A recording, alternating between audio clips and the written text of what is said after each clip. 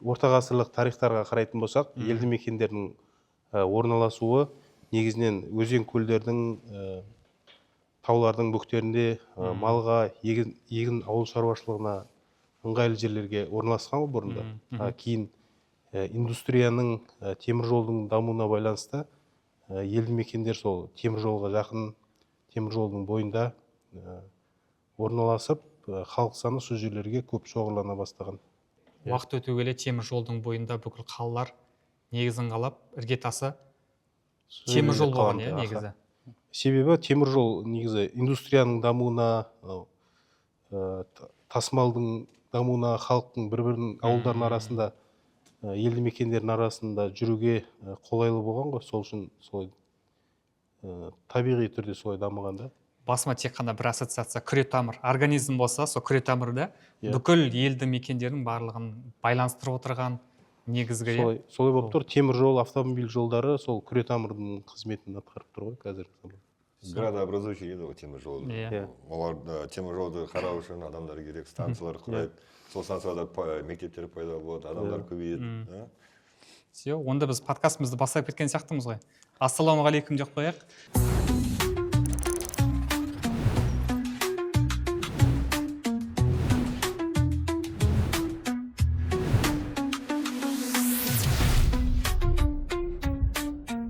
Біздің арамызда Бекзат Әділев Сәкенұлы, сәулетші, архитектор, белді маман, Батырхан Нұрлы жол вокзалының бастығының көмекшісі, дұрыс па?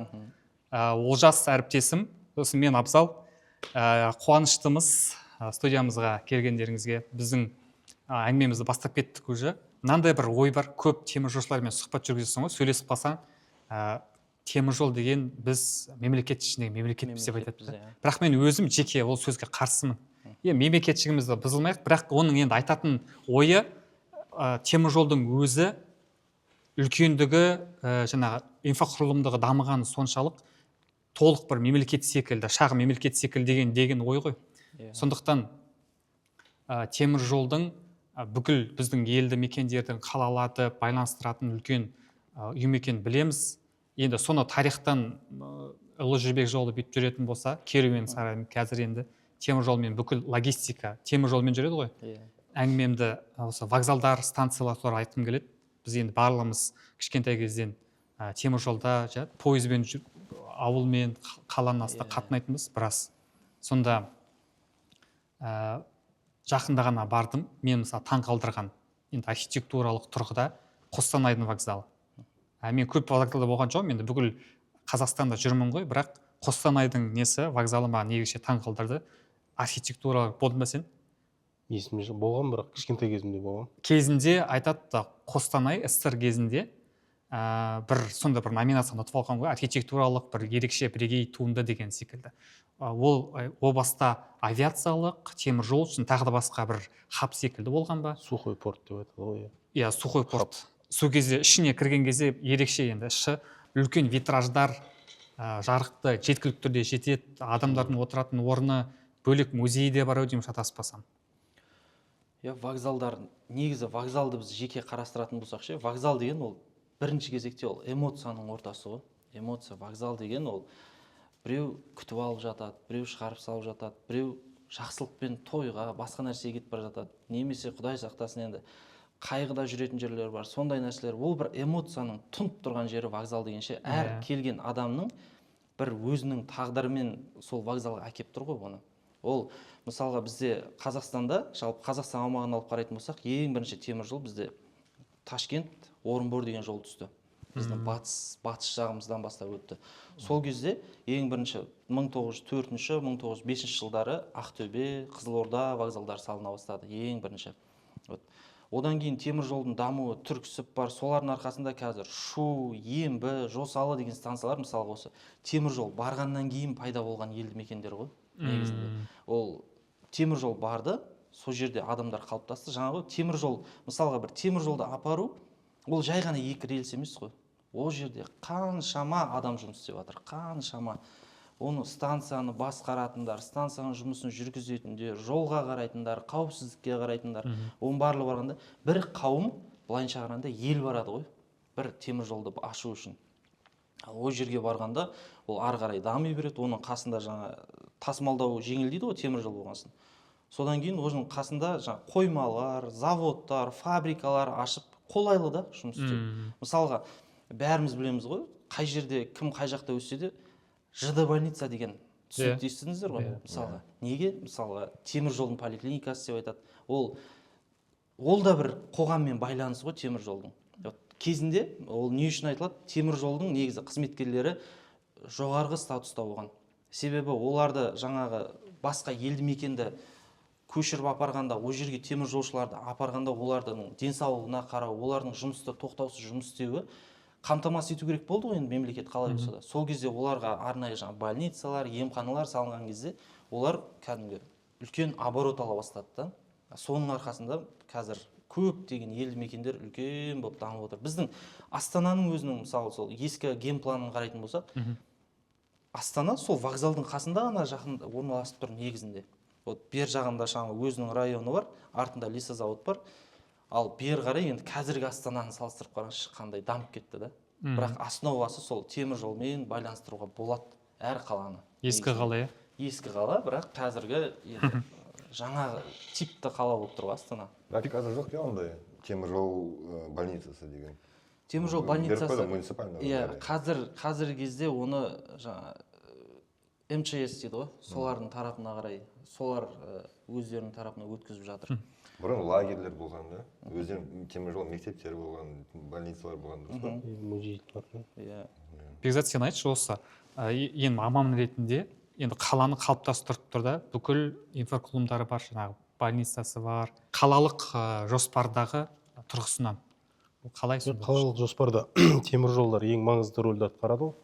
Мен өзім бір анализім бар да, анализ дегенде біз қалаларды жобалағанда, қалаларды былай үстінен қараймыз ғой, сол кезде темір жол қаланы өзен көл сияқты екіге бөледі да. Мысалы Астананы қарасақ та картадан, Астананың оңтүстік жағы тұрғын үйлер, әкімшілік ғимараттар, не жағы солтүстік жағы темір жолдың ар жағы уже индустриальный өндірістіге.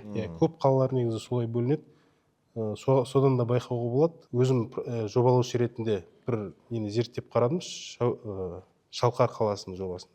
Сол жерде Оңтүстікте, жаңа айтып Шалқар батыста. Орынбор, батыста ма? Ақтөбе облысында ғой, Орынбор Түркістан темір жолы салынған кезде вокзал станциясы салынбай тұрып, ол жерде 150 ғана үй болған екен, шаруашылықпен, балық шаруашылығымен айналысатын. Одан кейін станция салынғаннан кейін ол жерде паровозный депо дейді ғой, ремонтный депо салынып, жан-жақтан адамдар тартылып, халық саны өскен, 2000-ға дейін өскен. Одан кейін сол жердегі шаруашылықтың товарлары Москваға, сол жаққа таситын болған. Сөйтіп ауыл дамып, уже қазіргі күні үлкен қаланың несіне жетіп отыр да, дәрежесіне. Сол сияқты қалалар көп Қазақстанда. Қалай өсіріп жатыр, темір жолдың арқасында. Әдемі мысал осы. Мынау менің күшті мысалда президент Тоқаев та айтып жатыр ғой, Торғай өңірі арқылы батысқа, орталық пен батысты байланыстырады ғой, Қытаймен батыс Европаны солай байланыстыратын қазір. Автомобиль жолдары ғой. Біздің негізінде Торғай өңірі, мен сол жердің өңірінің тумасымын да. Бір тупик секілді қалып қойған. Аланы жерде жол жүрсе, темір жол жүрсе, қаланың бүкіл экономикасы, мәдениеті, халықтың сапасы мүлдем басқа деңгейге өсіп кетеді да. Тура күшті керемет мысалда. Шалқар қандай қала еді, қандай елді мекен еді, қазір қандай қала болып кетті. Сосын темір жолдың екінші бір жағын айтқым келеді да. Мысалы, біз айтып отырмыз ғой, темір жол барғаннан кейін ғана дамып деді. Негізі көп елді мекендер бұрын темір жолға дейінде болғандар бар да. Сосын мысалы арқалықты айтты ғой жаңа, бұрында жақсы дамыған, ол жерге де темір жол барған, бірақ арқалық қазір заводтар жұмыс істемегеннен кейін ол темір жолдың да қазір пайдасы аз болып қалды да, өйткені жаңа индустрияның да жұмыс істемеуі темір жолға кері әсерін тигізеді. Сондай жағы да бар негізі. Біз бүкіл жұрт болып қатты күтіп отырмыз енді. Бізге жол салынса, темір жол жүрсе, халық деген қалай, Қазір жоспарда автомобильді жолдар бар, мысалы Астана, Қорғалжын, Арқалық, ары қарай Ырғызға шығып кететін жоспарда бар. Сол салынса Арқалықты дамитын болады. Оңтүстік дегенде бізде бір ардагер бір теміржолшымен өткенде әңгімелесіп қалдым да, Арыс деген станция болған дейді. Соншалықты жаңағы станциясы үлкен. Соны бір былай қарасаң, енді бір сонау бір көне кеңес үкіметтен келе жатқан ғимараттар ғой, ана біреу. Арыстың өзінің ғимаратын айтайық. Патша үкіметінен. Сол кезден келе жатыр. Николай әдемі ғой өзі. Советский сияқты емес ол. Оның архитектурасы да ерекше ғой, мысалы. Сосын барып біз тарихтан білемін, енді мен білуімше Көкшетауда ең көне вокзал секілді бізде. Көкшетау ма? Әлде басқа ма екен? Көне вокзалға Ақтөбені негізі Қазақстан Республикасында, қазір республикамыз ғой, бірақ Қазақстанның аумағында Ақтөбе ең бірінші вокзал ашылған 1904 жылы. Өйткені бізде 1904 жылы Орынбор, Ташкент біткен кезде Ақтөбе басталды. Ақтөбеден бері қарай Қызылорда кетті, сосын соның жолында, бұл үлкен станциялар ғой енді, үлкен вокзалдар. Оның арасында жаңа кішкентай вокзалдар бар, кішкентай халыққа қызмет көрсету орталықтары бар. Осылай дамыған ғой негізінде. Мен Ақтөбеде болдым вокзалына, бірақ реконструкция жүріп жатты да, ішіне кіре алмадым. Бірақ мен Қызылорданың вокзалында бар. Қызылорданың вокзалы енді ішіне кірген кезде ерекше қандай биік, ішіндегі жаңа элементтер жаңағы өте күшті. Бірақ сыртын енді басқаша қылып тастаған қазір. Сондай сақталғандар бар ма қазір? Бар. Сол Арысты айтып отыр. Арыс сол Түркістан сақталған. Түркістанда бар да? Түркістанда да сол ішіндегі нелер, орнаменттер бәрі сол замандағы нелер, тарихи белгілердің бәрі сақталып тұр. Сол негізі Түркістанның вокзалы қазір мемлекеттің қорғауында да. Сол мысалы қасында ғимарат салынатын болса, немесе вокзалға бір өзгеріс жасайтын болса, міндетті түрде сол құзырлы органдармен келісіп жасалады. Негізі көп тарихи ғимараттарды, станцияларды негізі солай мұра ретінде тізімге кіргізген дұрыс, сонда сақталады. Кейбір вокзалдар бар, тізімге кірмеген, содан кейін оның фасадтары өзгертіліп кетеді, ремонт жасаған кезде, реставрация жасаған кезде, ішіндегі көне жаңағы белгілер бар, сол заманның, сол кезінде оларды алып тастайды, сосын уже мұраның несі қалмай қалады да, маңызы. Құндылығы да уже жоғалады. Сендер жігіттер қалай қарайсыңдар? Солай қалдырған дұрыс па, әлде сыртын бүйтіп қаптап, әдемілеп? Бұл жерде менің ойым былай шығар. Мысалға, вокзал ол күнделікті тіршілік жасалып жатқан жер ғой. Ол жерде адамдар кіреді, шығады, пойыз келеді, кетеді деген сияқты. Біз ол жерде тек қана андай туристическая зона қыла алмаймыз. Мысалға 1900 жылы салынған вокзалды алып, біз қазіргі кезге дейін оны тек қана сол күйінде түртпей отыра алмаймыз, ол өкінішке орай. Өйткені біз уақыттың еншісінен қалып қоямыз ол кезде. Вот вокзалдың енді элементтері бар ғой, мысалға сол өзінің салынған дәуірінде көрсететін бір элементтері болса, соны сақтауға тырысу керек шығар. Бірақ бәрібір де қазіргі заманның талабын оның ішіне біз енгізіп отыру керекпіз. Өйткені адам қазір сервисті қатты қалайды өзіне. Сіз барасыз, вокзалда жайлы отырғыңыз келеді. Сіз жайлы мысалға 1900 жылы салынған вокзалға қазіргі жылу жүйесін қаншалықты кіргізе аласыз? Ол жылдағы қазіргі жылы салыстыруға келмейді ғой, мысалы центральный қалаға қосу керек шығар оны. Оны істеу үшін біз бәрібір де бір жерінен бір өзгерістер туғызу керек болады да. Инженерлік жүйені жүргізу үшін, сервис қызметті арттыру үшін, табло, тотем, солардың барлығын орнату үшін бәрібір де бір өзгешелік керек болады. Сол үшін вокзалдың енді біріншіден қауіпсіздік қой. Ол вокзал мысалға қанша жыл бұрын салынған, оның каркасы қаншалықты шыдамды, қаншалықты ол адамға қауіпсіз. Біз бірінші кезекте адамның өмірі ғой маңыздысы. Сол үшін егер соның экспертиза соның барлығын жақсы көрсетсе, оның каркасы шыдамды дейтін болса, онда сол кездегі салынған мәдениетті сәл қалдырып, бірақ жаңа технологияны ішіне енгізіп отыру керек сияқты. Сыртқы көріністі өзгертпесе де ішін жаңартып отыру керек. Ол зерттеп қарасаңыздар, ол Европаның вокзалдарында, Американ вокзалдарында да ол көп қолданылатын технология.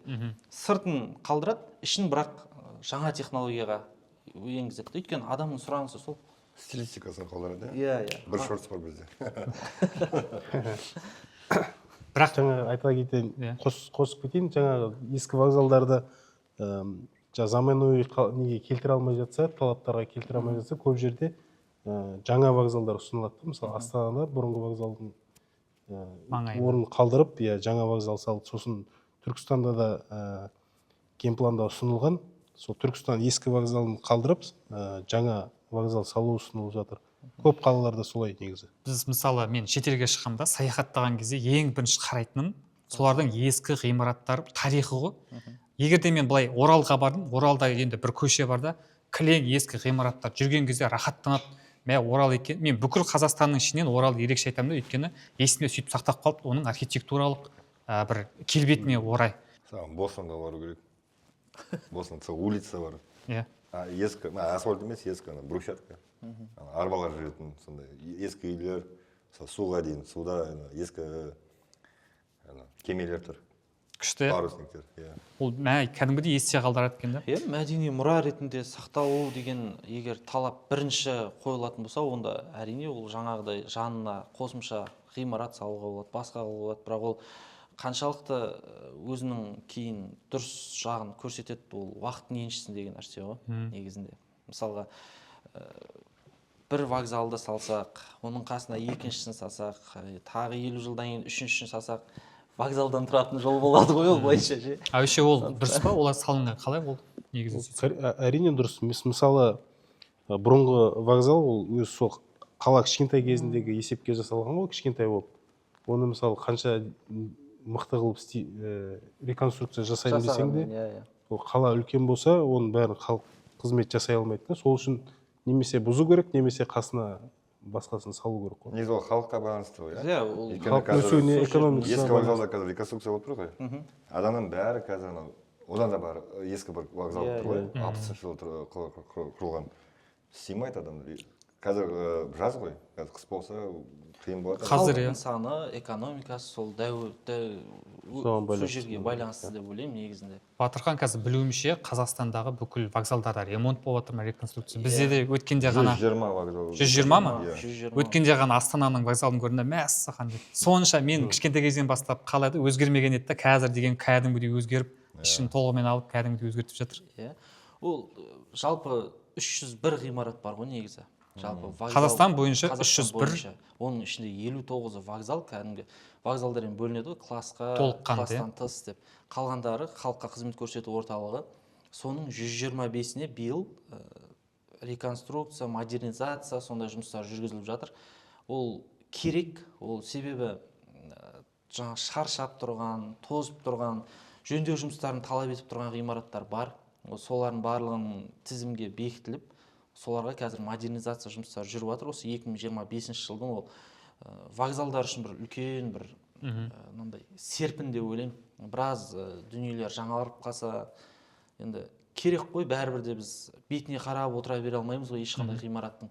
Бәрібір де оны біз қарап отыру керек, біз оны жөндеп отыру керек, оны ретке келтіріп отыру керек та. Бұл үлкен ауқымда жүріп жатқан іс-шара ғой. Ол қашан бітеді? Тағы бір шорт кетті.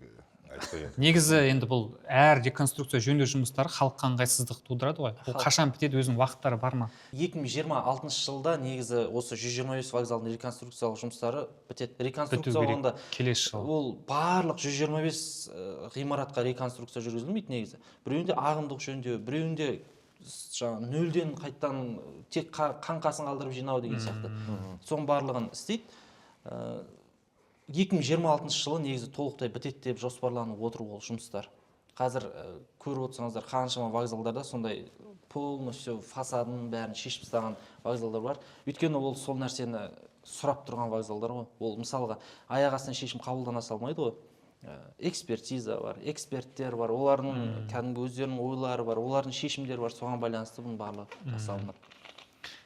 Беке, осы жаңағы айттық қой, жаңа Түркістанды айтып жатсың ғой, ол көне қала, біз білетін Қазақстанның рухани астанасы ма? Рухани ордасы бүкіл түрк әлемінің астанасы деп қазір статус берді. Сондай бір кезінде болды ғой. Енді соның сен жұмысына қатысың бар сияқты, сол жердегі вокзал қалай болды? Солай қалдырылды ма, әлде жаңа салынды ма? Ол қалдырылады, ол жерде тек қана не емес қой, вокзалдың өзі ғана емес, ол станция болғаннан кейін ол жерде бірнеше, мысалы, паровозный депо бар, сосын водонапорная башня бар, тағы паровозный депоның адамдарының демалыс үйі бар, театрлар бар, музей, сондай ғимараттардың бәрі мемлекеттің қорғауына алынғанда, сол үшін олар сақталады, ешқандай өзгерістер енбейді. мен саған архитектор ретінде мынандай сұрақ қойғым келеді. Қандай стильде біздің вокзалдар салынған? Барокко, Кенесиансы, қандай?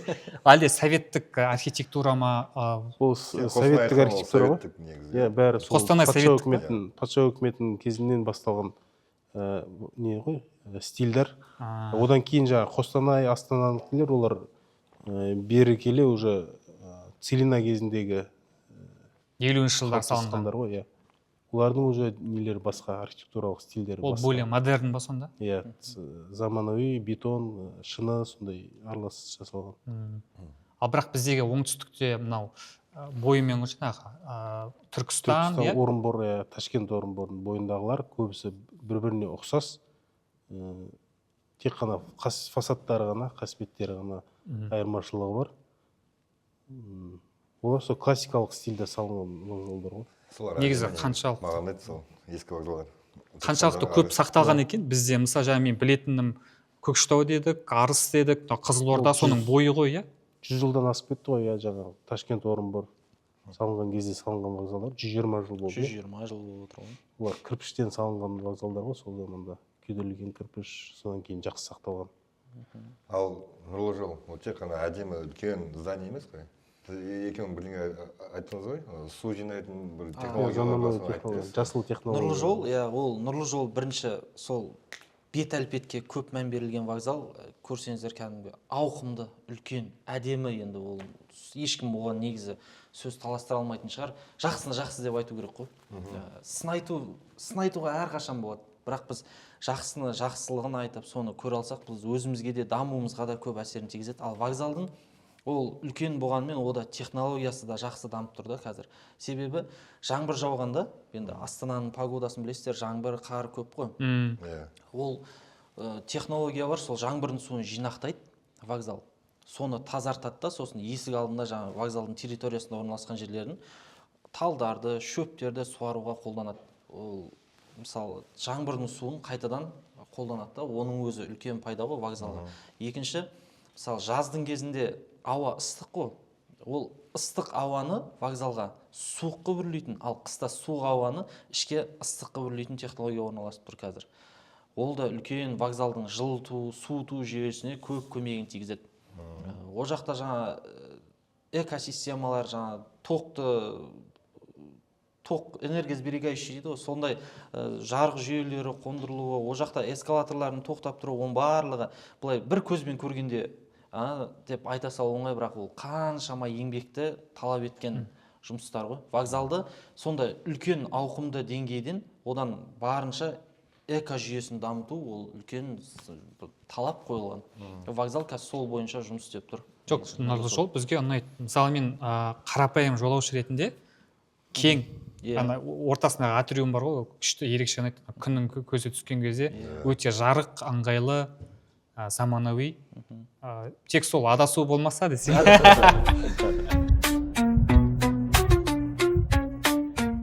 Негізі вокзал ол салынған себебі анау хаб ретінде пересадочный узел дейді ғой, сондай ретінде жобаланған ғой. Ол жерде негізі тек қана вокзал емес, қазір ЛРТ-ны қосты ғой.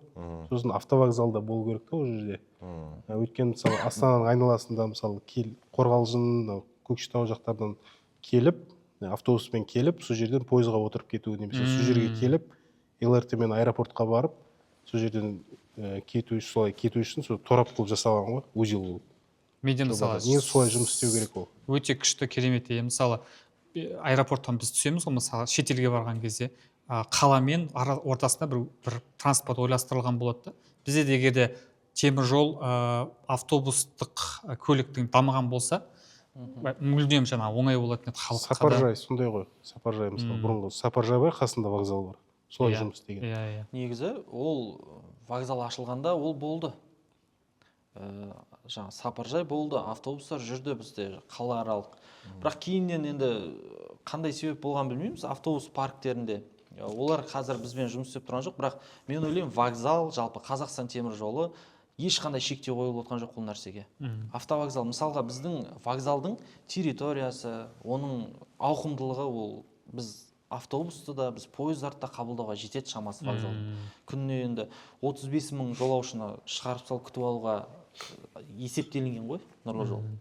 Сондықтан бұл жерде енді егер мүмкін бұл әкімдіктің қарайтын сұрағы шығар.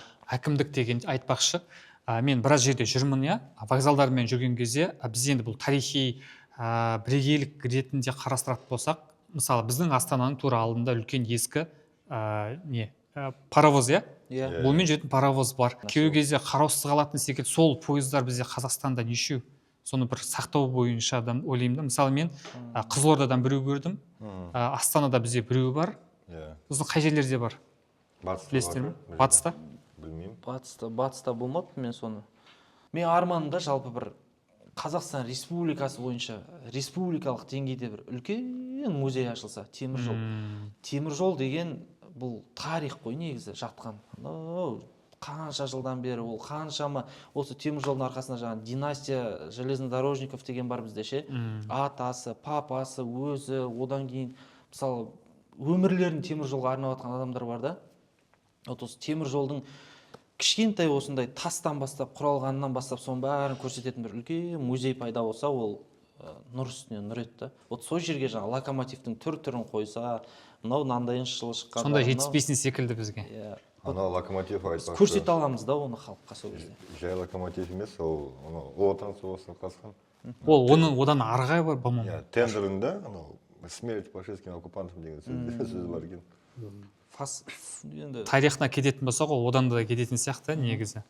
Өйткені паровоз деген нешінші ғасырда пайда болған. Ең бірінші бу қазандықтармен жұмыс істеді. Бекзат, сенің ойынша Астана бар ғой, біздің әдемі Астана. Топ-5 здание айтып бересің бе бізге? Сенің ойынша? Хан Шатыр. 5-ші ба? Ол бүкіл әлемде мойындалған, иә? Ерекше. Пирамиданы айтсақ болады. Ақорда, қазір соңғы салынған жаңа мешіт, бас мешіт, Экспо. Шар. Или бүкіл комплекс. Уникальный сол. Әдемі, иә. Біз енді айтып жатырмыз ғой, батыс пен шығыс пен батысты байланыстырып, енді транзиттік хаб ретінде қаланың негізі енді кезінде тарихи рөлі болған шығар, қаланың дамуына, негізін қалауына. Ал қазір енді жүк енді ол қалаға кірмей-ақ тікелей өте берсе, мен бір пікір естідім да, қаланың өзіне кірмей-ақ бөлек жаңағы теміржол салынса, қаланы өйткені өзінің несіне тоқтаудың қажеті жоқ қой жерге. Алматыда қазіргі мысалы бас жоспарларды жобалаған кезде сондай қалаларға ұсынамыз да, мысалы Семей қаласына сондай қаланы айналып өту, тек қана жүк көліктері қаланың айналып өтуге ұсыныс жасадық теміржол салуға. Мысалы автомобиль жолдары, айналма жолдары болады ғой, объездной дейді ғой. Сол сияқты теміржолды да ұсындық.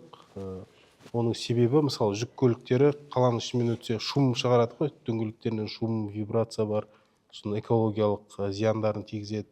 Сосын бір андай бір жарылыс жағдай болып қалса, мысалы бірдеңе жарылса вагонда или утечка болса, сол кезде қасындағы үйлерге немесе зиян тиеді да қалаға. Сол үшін сондай болмау үшін қаланың сыртымен айналып өтетін жолдар ұсынамыз негізі. Бірақ оны салу-салмауы ол не болып тұр да, бюджетке байланысты екіталай. Бір жағынан болашақта толықтырып жүретін болса, қазір тура осы айтылған әңгіме Алматыда жүзеге асырылып жатыр. Алматыны айналма жол салынып жатыр қазір. Себебі Қытайдан келген жаңа жүктерді Алматыға кіргізу. Алматы и так загруженный қала ғой өзі. Оған еще транзиттік пойыздар барып, станциялардың жолдарын занимать етіп тұрса, ол қиын Алматыға. Сол үшін қазір Алматыны айналып өтетін жол салынып жатыр. Ол 46 километр. Архитекторлардың көзқарасын ол ескеріліп жатыр да. Өйткені ол Қазақстан теміржолына да өзіне тиімді, жүктерді тезірек өткізіп отқан. Чем каждый станцияда ұстап қалып, оны тоқтатып қойып отқаннан тезірек жүргізіп отса, ол транзиттік мемлекетпіз ғой негізі Қазақстан. Ол автожол болсын, ол темір жол болсын, басқа болсын, біз транзиттік мемлекетке жатқандықтан бізге жүктердің тезірек өтіп отқаны дұрыс. Ал былай айттық, бірақ мен жолаушы ретінде айтайын. Мен мысалы жүріп келе жаттым, мысалы Алматыға барамыз ғой. Алматыға бір емес, қаланың қақ ортасында пойызбен барса, маған жақсы ғой ол жағы. Жолаушыға қаланың ішіне өтіп, ал жүкті сырттан жүрсе. Жігіттер, рахмет әңгімелеріңе. Бүгін жақсы бір әңгіме болды. Бәрін қойшы. Басында Батырхан бір сөз айтқан сөз ұнап қалды ғой. Не дейді? бір интернетте цитатниктер болатын еді ғой. Вокзалы увидели больше искренних риясыз құшақтасу мен сейіселерді, чем ЗАГСы всякие деген секілді. Сонда бір нүкте ғой вокзал деген, бүкіл халықтың шоғырланған, шығарып салып жатыр, қарсы алып жатыр, құшынаған халық қандай тіршілік жүрген. Неше түрлі ситуациялар болып жатады ғой. Дамиық, өсек, өнек. Мемлекетіміз дамыған жақсы ғой бәрімізге. Осымен әңгімеміз тамам. Жақсы.